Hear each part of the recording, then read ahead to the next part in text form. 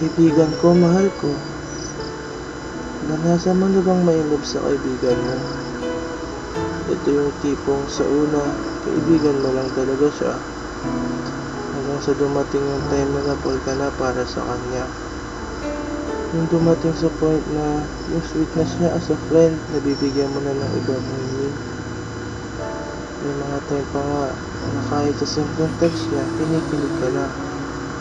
Yung tipong pag hindi mo siya nakikita sa school, parang hindi rin buo yung araw mo. Sa mga time na magkakasama yung barkada, para bang merong kulang kasi wala siya.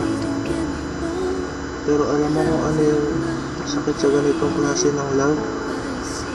Yun yung sa tuwing nagkakwento siya ng problema tungkol sa taong mahal niya o gusto niya. So naman tong si tanga, patuloy ka pa ding nag-a-advise.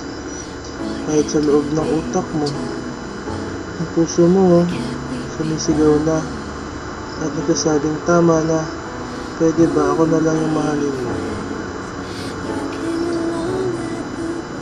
Pero tama bang itago na lang yung nararamdaman mo at lihim na mahalin siya?